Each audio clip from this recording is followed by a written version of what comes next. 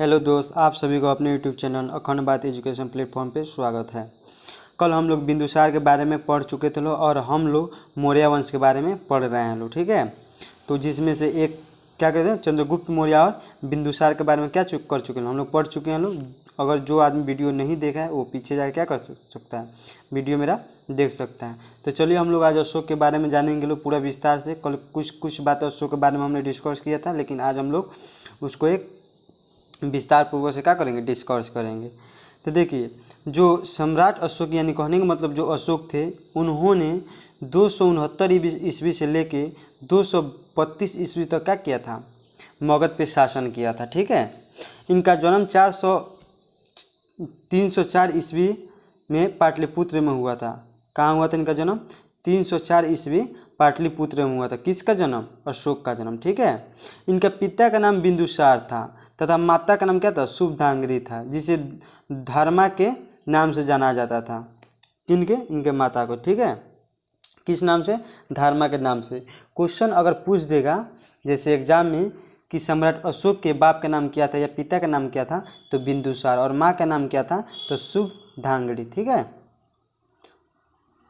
चलिए हम आगे देखिए। बौद्ध ग्रंथ के अनुसार अशोक ने राजा बनने के लिए 99 भाइयों को हत्या करके कुएं में डाल दी, या कुएं में क्या किया? डाल दिया था। आज भी यह कुआं पटना में क्या है? स्थित है। जब ये अशोक था ना, तो अशोक क्या किया था, जब शासन सिंहासन जो होता है गद्दी, उस पर राज बैठने के लिए अपने 99 भैया क्या किया था? कत्ल कर दिया था, मार दिया था, और कत्ल करके कुएं में क्या किया था? डाल दिया था। वो कुआं कहाँ है? अभी भी पटना में, ठीक है। और उस कुआं का नाम क्या है? आगम कुआं। क्या नाम है? आगम कुआं। अगर आप लोग को देखना है तो पटना जाकर क्या कीजिए लोग, देख सकते हैं लोग कि आगम कुआं, ठीक है। देखिए 269 ईस्वी में अशोक ने अपना राज्याभिषेक कराया। तो वो अपने 99 भाई को जो मारा था, तो 269 ईस्वी में क्या किया था? अपना राज्याभिषेक कराया, ठीक है। कब कराया था? 269 ईस्वी में। और राज्याभिषेक के 8वें वर्ष बाद, यानी जब राज्याभिषेक हो गया था, तो 8 वर्ष बाद, क्या? हाँ, 8 वर्ष बाद, ठीक है।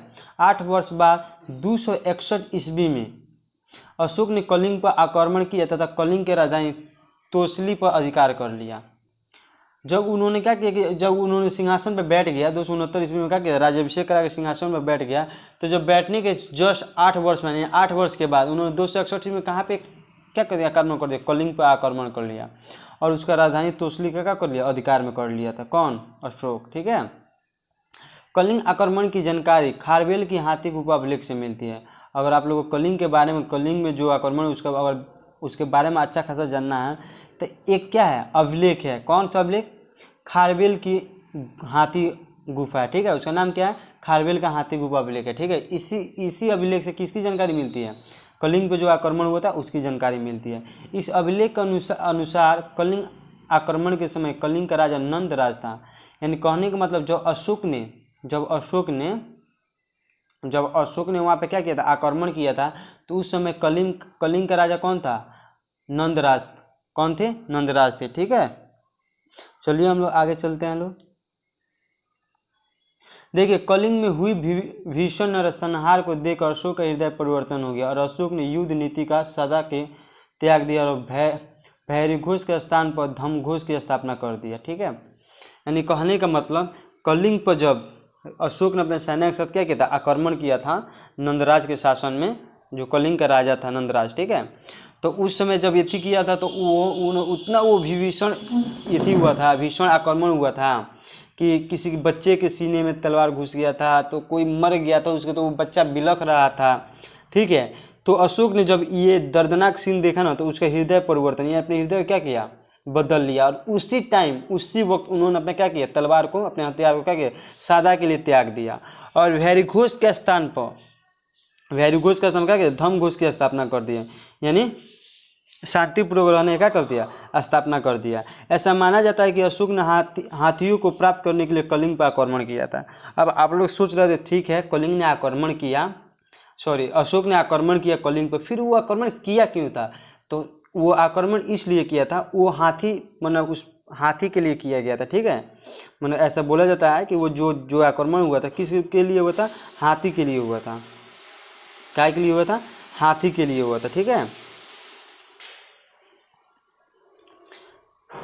देखिए अशोक कलिंग आक्रमण के बाद अशोक ने बौद्ध धर्म अपना लिया। और जब कलिंग का आक्रमण हुआ था, जब वो अपने हृदय परिवर्तन अपने आपने खुद बदल लिया था, तो कौन सा धर्म अपनाया था? अशोक बौद्ध धर्म अपना लिया था। ठीक है, देखिए कलिंग कहने का मतलब जो इसे बौद्ध धर्म अपनाने की प्रेरणा, यानी अशोक सम्राट अशोक थे, उसे बौद्ध धर्म में जाने की प्रेरणा उसके भतीजे थे। कौन? उसका भतीजा का नाम क्या था? निग्रोथ नाम था। क्या नाम था? निग्रोथ था। ठीक है, वहीं ये क्या किया था? उनको प्रेरणा यानी शिक्षा दिया था कि आप बौद्ध धर्म को अपनाइए। ठीक है, जबकि बौद्ध धर्म की शिक्षा किसने दिया था? उपगुप्त ने दिया था। देखिए बौद्ध धर्म अपनाने की शिक्षा निग्रोथ ने, उनका भतीजा था, जबकि बौद्ध धर्म की शिक्षा किसने दिया था? उपगुप्त ने दिया था। ठीक है, अशोक शुरुआत में ब्राह्मण धर्म मानता था, परंतु बाद में बौद्ध धर्म मान लिया। जब क्वेश्चन आएगा कि अशोक जो थे शुरुआत में कौन सा धर्म मानते थे, तो ब्राह्मण धर्म। कौन सा धर्म मानते थे? ब्राह्मण धर्म। और बाद में उन्होंने कौन सा धर्म मान लिया? तो बौद्ध धर्म मान लिया। बाद में उन्होंने कौन सा धर्म मान लिया? बौद्ध। कौन? और बौद्ध धर्म अपनाने की शिक्षा बात किसने बताया था? तो उनका एक भतीजा था, जिसका नाम क्या था? निग्रोथ। और बौद्ध धर्म की शिक्षा किसने दी थी? उपगुप्त ने दी थी। याद हो गया? अशोक पहले कौन सा धर्म को मानता था? तो ब्राह्मण धर्म को मानता था। अब बाद में कौन धर्म को मानने लगा? तो उन्होंने बाद में बौद्ध धर्म को मानने लगा। ठीक है, तो चलिए हम लोग आगे चल। देखिए अशोक ने जो था ना, बौद्ध धर्म में क्या कहते हैं? व्यक्तिगत धर्म मानता था। ठीक है, और उसने कभी बौद्ध धर्म को क्या किया? राजकीय धर्म घोषित नहीं किया था। किंतु अशोक बौद्ध धर्म को संरक्षण देता था। यानी कहने का मतलब जो अशोक था ना, बौद्ध धर्म तो अपना लिया था, किंतु व्यक्तिगत उसको क्या मानता था? व्यक्तिगत मानता था। आपको अपनाना तो अपनाइए, नहीं अपनाना तो मत अपनाइए। वो किसी को क्या करता था? फोर्स नहीं है, ज़बरदस्ती नहीं करता था कि हम यहाँ के राजा हैं तो आप भी बौद्ध धर्म में जाइए, आप ही बौद्ध धर्म को मानिए। नहीं, ऐसा उससे कोई मकसद नहीं था। और ना उन्होंने बौद्ध धर्म को क्या किया था? राजकीय धर्म अपनाया था। ठीक है, किंतु जो अशोक था ना, बौद्ध धर्म क्या था? संरक्षण देता था। क्या करता? संरक्षण देता था। ठीक है, संरक्षण का मतलब पता है क्या होता है? यानी वो क्या करता था? अगर आपको अपनाना तो अपनाइए, नहीं अपनाना तो मत अपनाइए। उस बस बौद्ध धर्म को कहता है ये अच्छा है, उसका रक्षा करता है। ठीक है,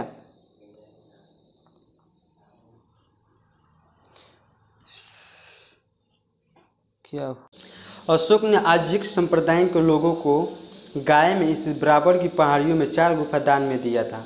देखिए आजिक संप्रदाय के जो लोग भी थे, तो बराबर के पहाड़ में कितना 4 गुफा दिया था दान में। उसका नाम क्या क्या था? सुदामा, कौन, चोपड़ा, विश्व झोपड़ी। देखिए ये बौद्ध धर्म आजिक संप्रदाय के लोगों को इसलिए गिफ्ट किया था, इसलिए ये उपहार में दिया था, क्योंकि आजिक संप्रदाय कौन मानता था? उनका बाप मानते थे। कौन? बिंदुसार। ठीक है, इसलिए क्या किया था? उन्होंने दान में दिया था। देखिए आजीविका के लिए नागा अर्जुन गुफा दशरथ द्वारा प्रदान किया गया था। इसका उत्तराधिकारी कुणाल था। जो आजीविकों के लिए जो नागार्जुन एक गुफा था, उसको इसके द्वारा बनाया गया था? दशरथ के द्वारा। ठीक है, प्रदान या किसी को दिया गया था। इसका उत्तराधिकारी कौन था? नागार्जुन गुफा का उत्तराधिकारी कौन था? कुणाल था। ठीक है, अशोक की 5 पत्नियां थी। अशोक की कितनी मेहरारू थी? 5 पत्नियां थी। गजब रखा था भाई, गजब ऐश किया था। चलिए हम लोग भी राजा था, ऐश तो करबे करेगा। अशोक की 5 पत्नियां थी। एक का नाम क्या था? असंधिता, दूसरा का नाम देवी, तीसरा का नाम कारुवाती, चौथा का नाम क्या था? पद्मावती, और 5वां का नाम क्या था? नित्य रक्षक। ठीक है, ये 5 पत्नियां थी। किसका? अशोक का। जिसमें से अशोक पर सर्वाधिक प्रभाव कारुवाकी का था।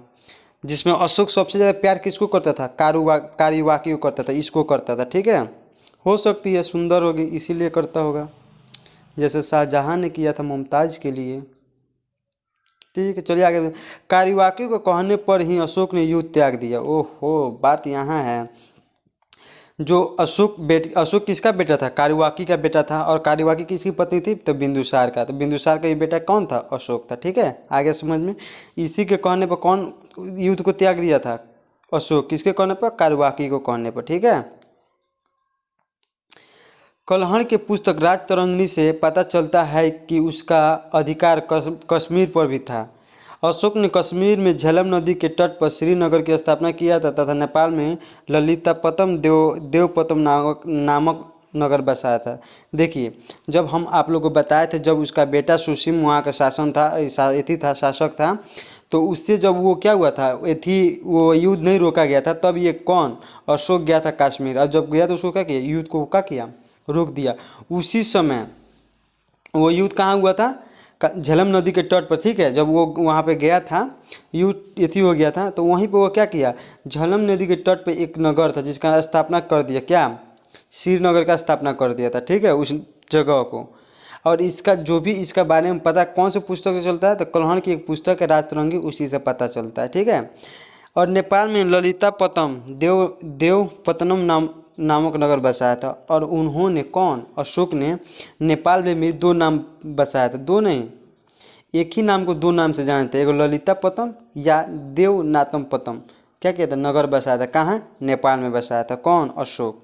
अशोक भारत का पहला ऐसा शासक था जिसने अपने संदेशों को अभिलेख के माध्यम से जनता तक पहुंचाता था। अशोक एक ऐसा राजा था जो उसको कोई भी संदेश पहुंचाना होता था ना, तो किस माध्यम से पहुंचाता था, तो अभिलेख के माध्यम से, ठीक है। आगे हम आप लोग को बताएंगे कि अभिलेख क्या है। अब पहले भी बता दिया अभिलेख, शिलालेख, ठीक है, ये सब स्तंभ लेख, ये सब आप हमको बता दिया। अगर किसी को बारे में जानकारी नहीं है तो वो जाके पीछे वाले वीडियो क्या कर सकते, देख सकते हैं मेरा। देखिए, अशोक को अभिलेख लिखने की प्रेरणा एक इराक के राजा डेरियस से मिला था, ठीक है, या दतबाह से मिली थी, ठीक है। अगर आ जाएगा क्वेश्चन पूछ देगा कि अशोक को अभिलेख लिखने की प्रेरणा कहाँ से मिला था और किसने दिया था, इराक के एक राजा था, ठीक है, डेरियस, उसी से मिला था।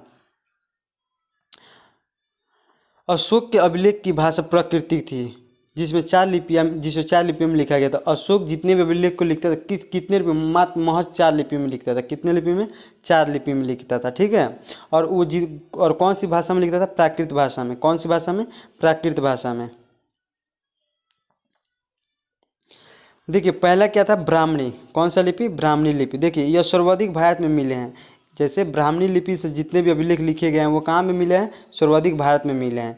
इससे बाईं से दाईं ओर लिखा जाता था, यानी ब्राह्मणी लिपि को किस दिशा से, बाईं दिशा से लेकर दाईं दिशा की ओर लिखा जाता था। विशेषज्ञ खरोष्टी लिपि यह पाकिस्तान के उत्तर पश्चिम में मिली है, ठीक है।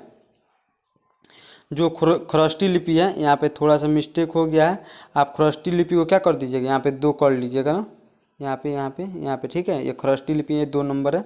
तो खरोष्टी लिपि जो है ना, यहाँ पे क्या करते हैं, यहाँ से है, और यहाँ से आप लोग नोट्स बनाए। खरोष्टी लिपि ये पाकिस्तान के उत्तर पश्चिम में मिले हैं, इसे दाईं से बाईं ओर लिखा जाता है। देखिए भारत और पाकिस्तान, तो भारत पाकिस्तान में जानते हैं कभी पटरी नहीं खाता है, वो अगर भारत बायाँ जाएगा तो पाकिस्तान कहाँ जाएगा, दायाँ जाएगा।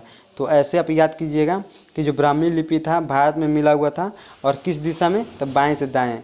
और जो खरोष्टी लिपि था वो कहाँ, वो अभिलेख कहाँ मिला था, तो पाकिस्तान में। और किस दिशा से लिखा गया था, तो दाईं से बाईं, ठीक है, उल्टा, ठीक है। देखिए अब 3 नंबर में आइए, स्पाइक लिपि, कौन सा लिपि, स्पाइक लिपि। यह अफगानिस्तान से मिले हैं, कहाँ से मिले हैं, अफगानिस्तान से। देखिए स्पाइक लिपि आप लोगों को बता दें कहाँ मिला हुआ था, अफगानिस्तान में मिला हुआ था, ठीक है।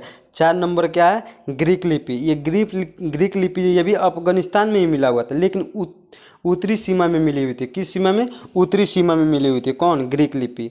अशोक के शिलालेख को पहली बार टी फैंथलर ने 1750 ईस्वी में क्या हुआ था, पढ़ा था, ठीक है। थोड़ा ढाई ऐसे कर लीजिएगा लोग। देखो अगर आ जाएगा कि अशोक के जितने भी शिलालेख थे उसको पहली बार किसने पढ़ा था, तो टी फैंथलर, कौन पढ़ा था, टी फैंथलर ने 1750 में क्या किया था, पढ़ा हुआ था, ठीक है। तो देखिए अशोक ने बौद्ध धर्म के प्रचार प्रसार के लिए अपने बेटे महेंद्र और अपनी बेटी संघमित्रा को श्रीलंका भेजा था। जो अशोक थे उसको बौद्ध धर्म का प्रचार प्रसार कराने के लिए अपने बेटे और अपने बेटी को भेजा था। उनके बेटे का नाम क्या था, महेंद्र, और बेटी का नाम संघमित्रा। कहाँ भेजा था, तो श्रीलंका में भेजा था, ठीक है। अब आप लोग को हम कल बताएंगे कि अशोक द्वारा भेजे गए कितने धर्म प्रचारक थे और किस किस देश में भेजे गए थे वो, और किसको किसको भेजे थे, ठीक है। आज ये वीडियो लंबा हो जा रहा है, जिसके कारण हम क्या करें, इस वीडियो को यहीं पे रोक रहे हैं, और हम लोग अब कल आगे पढ़ेंगे लोग नेक्स्ट वीडियो में। चलिए, थैंक यू।